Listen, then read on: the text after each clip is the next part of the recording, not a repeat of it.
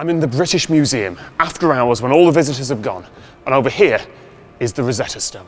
About how Egyptian writing worked. The most popular idea was that they were purely ideographic, with each drawing. A routine scan exposed a hidden layer beneath the world's most famous stone, and what appeared was not a correction. It was a warning. But when advanced AI probed its micro grooves and mineral seams, the surface began telling a darker story, one that shakes faith in what we think we know. Were parts of the decree altered? Did priests weaponize language to control a nation? And why do date conflicts and ritual edits point to a calculated narrative, buried in plain sight? In this video, we follow the evidence that the stone was never meant to show. Hidden layer unveiled. For 2 centuries, the Rosetta Stone seemed like a closed chapter. Scholars had squeezed every drop of knowledge from its 3 scripts, and museums presented it as a finished story, the stone that gave humanity back the voice of ancient Egypt.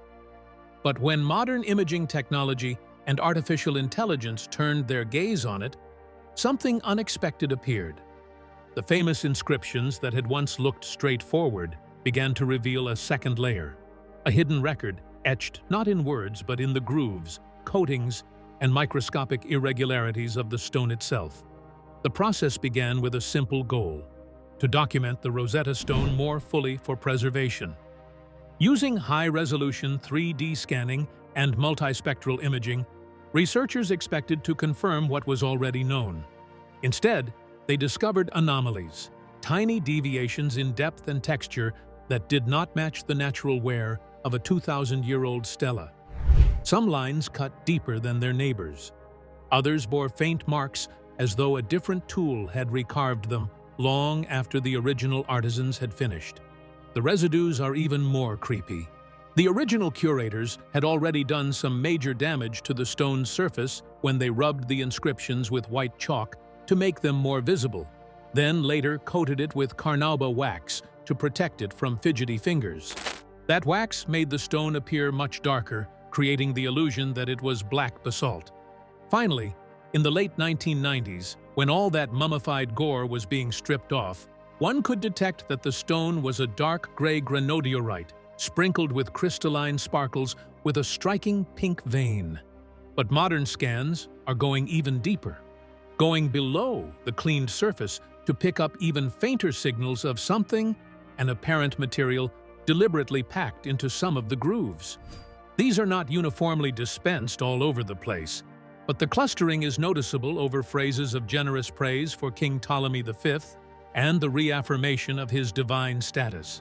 In some cases, the inscribed strokes create a different luminescence on infrared photography, hence the suspicion that other hands amended the original in more understated ways. They would look the same under direct observation in full daylight, but the AI analysis shows that their letter forms exhibit an ill-assorted mix of depths and compositions that could not have been errant. It is as though someone had sought to exalt the praises in some respect, to set them apart, or maybe to overwrite an earlier version. Historians, however, sounded a note of caution. They were not altogether incredulous. Indeed, they kept in mind that erosion, handling, and centuries of environmental exposure could create such irregular features or conditions. But the clustering defies dismissal nonetheless. Why would natural wear and tear hit the very lines of praise and loyalty to the crown? Could random attrition have made these lines deeper and more incisive than the surrounding texts? These arguments imply intention, as maybe somebody did these deliberately as a work of magic, ritual strengthening, to endorse authority during an unstable time. The implications are extraordinary. For example, if parts of the Rosetta Stone were not original but added at a later stage, the edict that has been so far relied upon, like on a hard and fast historical record, would be a layered artifact in itself. Not merely would the stone be a time capsule, it would also be somewhat of a palimpsest, carrying both its original voice and law, later political manipulation. Hence, this very artifact, which unlocked Egyptian hieroglyphs, might also hide purposeful manipulations aimed at creating false memories and beliefs. This, for researchers, transforms the stone from a puzzle long solved back into a living mystery. It begs the question of whether the texts across its 3 scripts are indeed parallel, or whether fine differences had been emphasized through deliberate reworking. Most unsettlingly, it suggests that even the clearest windows into the past can be polished, cut, and reframed by the designs of power. The anomaly is not random damage. It clusters around key claims of royal virtue. Next, we expose what the stone itself really is, and why its body holds clues to its message. Stone with 2 faces. At first glance, the Rosetta Stone seems almost plain, a block of dark stone covered with faded writing. But looks can deceive, and the story of its body is as complicated as the text carved across it. For nearly 200 years, people believed they were staring at a slab of black basalt. Its surface appeared polished and jet dark, a color that seemed to match the weight of its history. Yet this was an illusion, one carefully produced not by ancient artisans, but by modern curators. When the stone arrived in London in 1802, the public was eager to see the mysterious inscription. Museum workers rubbed white chalk into the carved lines to make the writing pop, and to preserve it against endless fingers, they coated the surface with carnauba wax. The wax deepened the color, making the entire slab look almost entirely black. Generations of visitors and scholars thought the Rosetta Stone's material was basalt, a volcanic rock prized for its strength. That belief shaped how the artifact was described in books, articles, and even school lessons for centuries. It was not until 1999 that the conservators stripped the coatings, and then the truth re-emerged.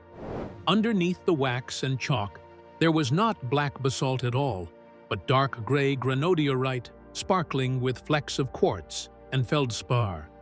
Most striking in all was the faint pink vein running across the upper corner, a natural signature of the quarries near Aswan in southern Egypt. Geologists matched samples and traced back the origin of the Rosetta Stone to Gebel Tingar, a granite outcropping west of the Nile, which has been used by Egyptian builders since time immemorial.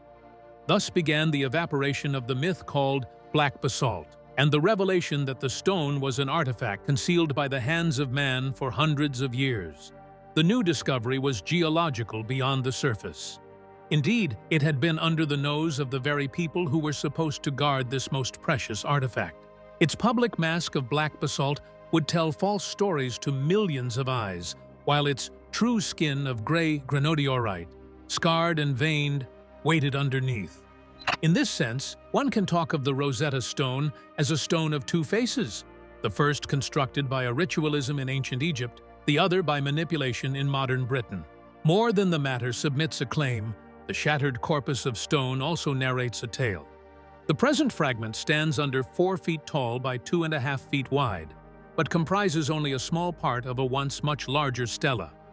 This fragment, along with its comparison to the similar decrees, such as that of the Canopus Stelae, has led scholars to estimate that initially, the Rosetta Stone would have stood taller than 7 feet. Most probably, the missing upper third would have carried the most exciting imagery. A sun disk with wings on top of which the young king Ptolemy V would have been shown as being presented to the gods by priests. That symbolic image of divine approval is now gone, leaving behind only the texts beneath it. All this tells a lot about the breaks. The most damaged portion of the stone is hieroglyphic, 14 lines hanging on into the void, many of them with cuts off the side. Both the Demotic in the middle is clear enough, but still incomplete. The Greek at the bottom is the longest, although its lower right corner is fractured away. In other words, it seems that the stone's existence has allowed the administration's voice of the decree to be passed on much more than the sacred voice. The messages addressed to priests and gods are the most fragmented owing to whatever circumstance, accident, or perhaps fate, and the ones directed to the government endure most completely.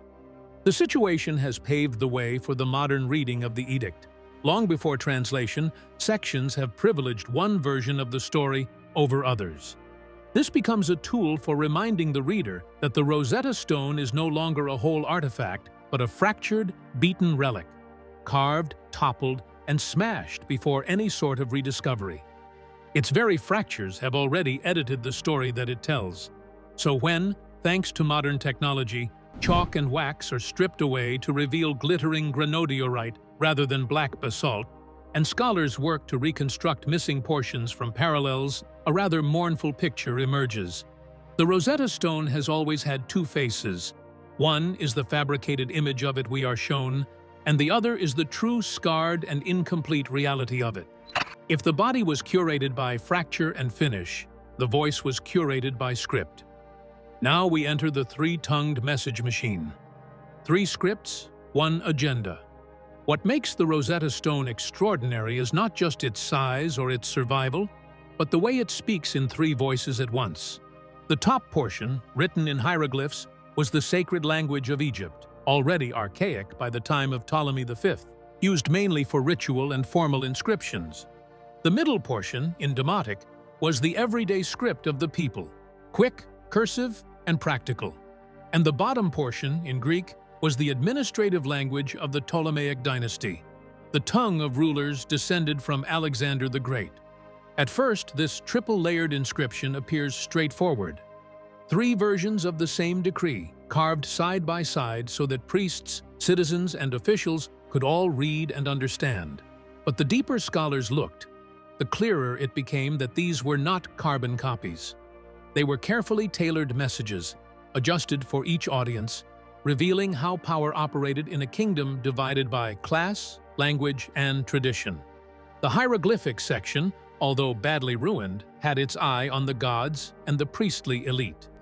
Its language was high, sacred, and ceremony-like, depicting the divine attributes of the youthful monarch and his place in the cosmos.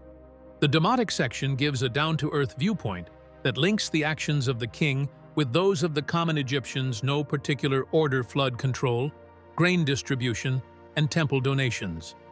Greek, the least fragmented of the 3 versions, is brisk and bureaucratic, meant for officials and administrators to read and understand without too much concern for the finer points of poetry. The differences among the 3 scripts are subtle but important. For instance, the expressions describing Ptolemy's grace towards some temples are longer in the hieroglyphic script, alluding to an eternal order of balance and favor of the divine. In Demotic, the same thing is cut short, stressing tangible things like food and silver. In the Greek text, focus is further narrowed down to legal weight and the obligations imposed by the edict.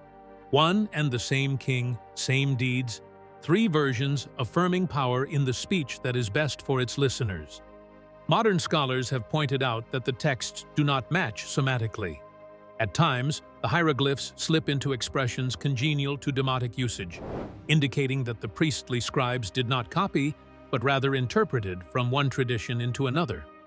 The Greek part is the longest, yet the translation seems to fall apart at certain points when issues of ritual precision are encroached by the bureaucratic interests of a foreign elite considering control over ritual precision.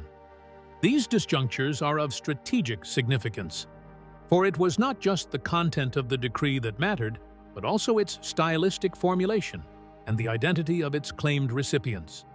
Visualize yourself in front of the entire stela within an Egyptian temple of 196 BCE. Priests would chant from the hieroglyphs, identifying Ptolemy with the gods.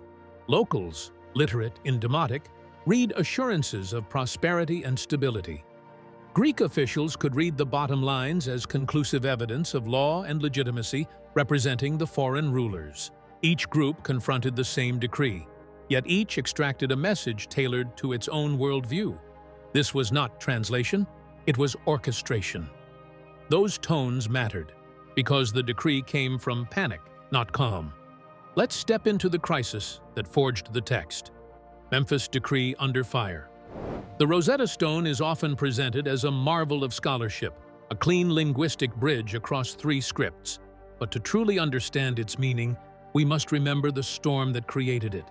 The decree carved on its surface was not a calm proclamation. It was a survival strategy, born in crisis, hammered into stone at a time when Egypt trembled under rebellion, invasion, and political upheaval. The year was 196 BC.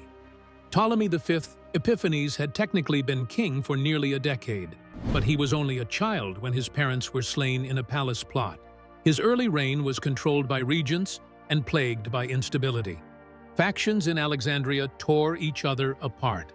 Abroad, Philip V of Macedon and Antiochus III of the Seleucid Empire were carving up Ptolemaic territories like vultures circling a wounded beast. Inside Egypt, rebellions burned in the south under leaders such as Horwenifer and Ankwenifer, who resisted foreign rulers and stirred local pride against the Greek-speaking dynasty. Priests met in Memphis to convene this cauldron, wherein a decree was to be drawn in tribute to the young king. Yet the voice of the king was not heard on this stone. This proclamation was not his, but theirs. The highest religious officials of Egypt met, debated, and composed words that would bind their existence to him. They exalted Ptolemy as a god, worthy of festivals, statues, and everlasting memory, in return for loyalty, tax relief, and some temple privileges. Truly, the decree reads not so much as a celebration of victories won, but rather as a desperate bargain undertaken.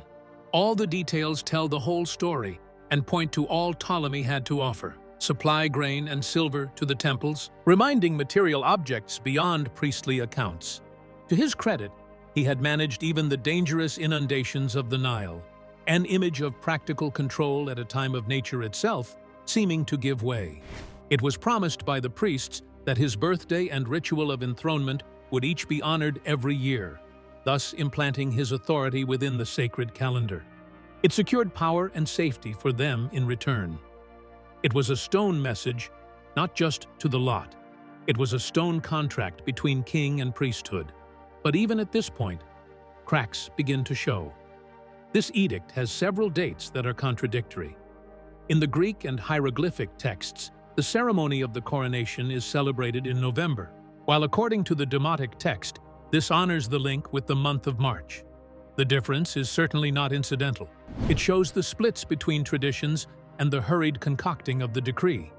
Such dissimilarities suggest that the Memphis priests were rather engaged in the fabrication of stability on paper, or, in this case, granite, than in historical veracity. If priests crafted power through wording, who controlled the stone after the priests? The answer crosses armies and empires, spoils, secrets, and claims. The Rosetta Stone was not simply uncovered and studied in peace, it was caught in the crossfire of empires. From the very moment it was lifted out of the rubble at Fort Julien near the town of Rosetta in 1799, the stone became more than an archaeological artifact. It was a prize, a bargaining chip, and eventually the centerpiece of a tug-of-war between nations hungry for prestige. Its story of survival is as much about politics and ownership as it is about translation.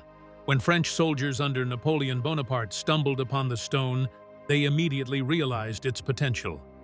Napoleon had brought with him not only troops, but a commission of scholars, scientists, engineers, linguists, and artists tasked with cataloging Egypt's wonders. For them, the slab was a breakthrough waiting to happen. Copies of the inscriptions were rushed to Cairo, where the Commission des Sciences et des Arts began its first studies. They suspected the three texts were versions of the same decree, though no one yet grasped how transformative this find would be. As the post of France in Egypt was very shaky, in 1801, the British, in league with the Ottomans, began an offensive that forced the French to withdraw.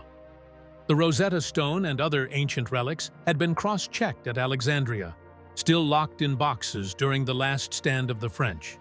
The fate of the stone became hotly contested only after the surrender of General Menou in August of that year. The French scholars demanded it was a matter of science and not politics, and threatened even to destroy their finds before handing them over. To them, to lose the stone meant the loss of an intellectual victory for France. The British generals, however, in no way compromised their position. They demanded that the stone and other treasures be turned over. The accounts of its transfer differ. Some say that Colonel Tompkins Hillgrove Turner seized it, loaded it onto a gun carriage. Others tell a story of a more discreet handover, with British officers finding the stone hidden among Menou's baggage. Whatever the truth is, the Rosetta Stone was on a British ship headed for Portsmouth early in 1802. When it first arrived in England, the stone was perceived as the capture of a crowning jewel. Instead of sitting unattended in a military warehouse, the stone was handed over to the Society of Antiquaries, where it became the object of scholarly scrutiny over its inscriptions before being formally deposited in the British Museum. Ever since, it had become not merely an artifact, but a trophy of conquest. In the galleries of Bloomsbury, it stood as evidence of British military and intellectual superiority. This transfer of ownership has remained contested throughout. To Egypt, the stone represents cultural theft, an object removed under duress during a colonial war.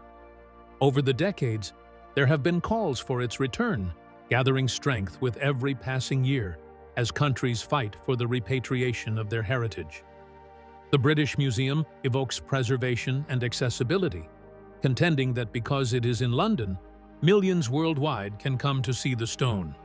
However, behind these arguments lies a deeper truth. The Rosetta Stone has always been a contested object, and its significance is bolstered by whoever wields it. Ownership fed visibility. But visibility didn't equal understanding. Breaking the code would require a second war of minds. Cracking the uncrackable. When the Rosetta Stone reached London, the battle for ownership had ended. But the battle for meaning was only beginning. Scholars across Europe knew they were staring at the most promising key ever discovered for unlocking the mystery of Egyptian hieroglyphs. For centuries, those strange symbols carved on temples and tombs had resisted every attempt at translation. They were dismissed as decoration, mystical pictures without phonetic value. Now, at last, here was a trilingual decree: Greek, Demotic, and hieroglyphs, three voices bound together on one slab. If cracked, it could return an entire civilization's words to the living. But progress was slow, and rivalries fierce. Early attempts focused on the Greek language, which language already well understood. Copies of the inscriptions spread across Europe, giving scholars in Paris, Göttingen, and Cambridge their first chance to puzzle over them. Some progress was made with the Demotic script, especially by the Swedish diplomat Johan David Åkerblad, who identified certain letters and believed Demotic was alphabetic. He was partly right, but he and others hit a wall when faced with the complex blend of symbols in hieroglyphs. The breakthrough really occurred at a point when the conceptualization changed. What if some of these hieroglyphs truly represent sounds rather than mere ideas? In testing this theory, Thomas Young, the English polymath, looked at the cartouches, those oval shapes enclosing royal names. Matching them, with reference to the Greek version to the name Ptolemaios, he found out specific similarities in some hieroglyphic and demotic signs to show the closeness of the two scripts. This 1819 work was a very important step, since he showed that these hieroglyphs were not purely ideological, as there was an emerging phonetic system hiding in plain sight. But Young's advance came to a stop. The system turned out to be far too irregular, far too complex. This was where Jean-François Champollion caught the initial line of the subject. He was a very young French scholar obsessed with Egypt since childhood. Coptic, the last surviving descendant of the ancient Egyptian language, still used in Christian liturgy. Armed with this knowledge, he was poring over the Rosetta Stone's inscriptions, comparing them with numerous other artifacts like the Philae obelisk. In 1822, he dropped the bomb that changed history. He realized that names like Ptolemaios and Cleopatra, though phonetically spelled out, extended beyond alien names. Within hieroglyphs, the phoneticized writing of Egyptian words themselves went on. On that day, September 14th, Champollion rushed into his brother's office, exclaiming, "I got it!" and then collapsed with fatigue. What he truly got was the phonetic hieroglyph alphabet, the one key that unlocked the entire writing. From there began the construction of Egyptian grammar and vocabulary, with subsequent works that allowed generations to read the temple walls, papyrus, and tomb inscriptions. The voices of ancient Egypt came alive again. The victory was, however, not without its share of controversy. Champollion and Young tussled for the credit, with supporters in England and France turning the decipherment into a matter of nationalistic rivalry. Even after Champollion died prematurely in 1832, there were endless debates about who made the more decisive contributions. What is now clear is that both men propelled the work forward. Young opened the door, Champollion barged through. The readings did not end there. Antoine Jean Letron retranslated the Greek text word for word into French to allow its comparison with the hieroglyphs, as well as French and Latin literal translations into English.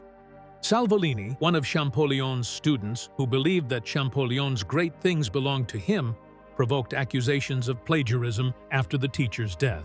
Heinrich Brugsch of Germany also furthered the task of translation into Latin for wider studies. It was by the middle of the 19th century that the Rosetta Stone had given birth to a new science, namely Egyptology. Yet, even in such triumph, there were shadows. The three texts did not actually agree all the time. At times, there slipped in the forms of demotic within Greek meaning for the hieroglyphs, while there were times where Greek favored administrative clarity over holiness. These matters brought up a disturbing question. Which of the two texts was the original? Was it that the decree was composed in Greek, translated into Egyptian, or vice versa? The priestly form was primary and adapted later into bureaucratic Greek? A scholarly dispute emerged, with each theory having its political and cultural weight. Decipherment unlocked the door, but the AI scans unlocked the hinges. What they reveal is the part that chills scholars today. The terrifying reading. For centuries, the Rosetta Stone has been celebrated as the Great Key, the artifact that opened the silent mouths of Egyptian temples and tombs. But with modern scans peeling back its surface, the stone has begun to whisper something far more unsettling. The same inscriptions that unlocked a civilization now hint at deliberate edits, engineered narratives, and manipulations that cast a shadow over its legacy. The terrifying revelation is that the Rosetta Stone may not simply record history. It may rewrite it.